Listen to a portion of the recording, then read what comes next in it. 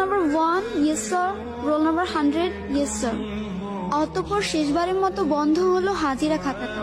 খাতাটা পড়ে থাকবে হয়তো স্কুলের কোনো এক কোণে, কিন্তু ধুলো জমা ওই পাতাগুলোতে জমে থাকবে 5টি বছরের মায়াজালে আবদ্ধ কিছু মানুষের নাম, কিছু মুহূর্ত আর জীবনের উষ্ণতম স্মৃতিগুলো। কোনো একদিন এভাবেই শেষ হয়ে যাবে আমাদের স্কুল জীবন। আগে স্কুলে যাওয়ার জন্য কত বাহানা, কত অজুহাত খুঁজতাম।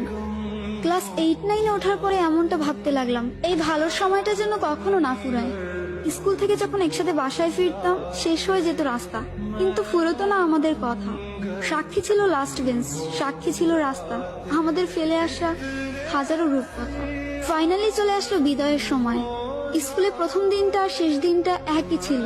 চোখে জল ফেলেছিলাম 2 দিনই, কিন্তু কারণটা ছিল একেবারে আলাদা। একটা যাবার আনন্দ আর একটা বিদায়ের ব্যথা। বাস, শেষ হয়ে গেল আমাদের স্কুল লাইফ। তারপর একদিন হয়তো স্কুলের ইউনিফর্মটা বাড়িতে এসে খুলবো, তারপর হয়তো কখনো আর পড়াই হবে না। আর কয়েকটা দিন, তারপরে 10 বছরের স্কুল জীবন শেষ হয়ে যাবে। এর সাথে সাথে হয়তো স্কুল লাইফের বন্ধুগুলোও হারিয়ে যাবে। আমার না খুব মনে পড়ে স্কুলের সেই বন্ধুগুলোকে। স্যারদেরকে মজা করে আর বিভিন্ন নামে ডাকা হবে না। আমার প্রিয় স্যারের মুখে আমার নামটা আর কখনো শুনতে পাবো না। সেই বোরিং ক্লাসগুলো আর ফিরে পাবো না। আর কখনো ম্যামের মুখে শোনা হবে না, তোদের মতো খারাপ বেচার আমি একটাও পাইনি।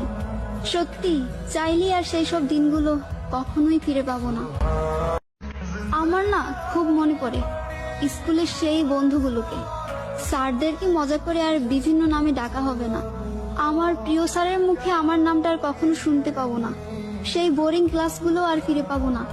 আর কখনো ম্যামের মুখে শোনা হবে না, তোদের মতো খারাপ বেচার আমি একটাও পাইনি। সত্যি চাইলে আর সেই সব দিনগুলো কখনোই ফিরে পাবো না।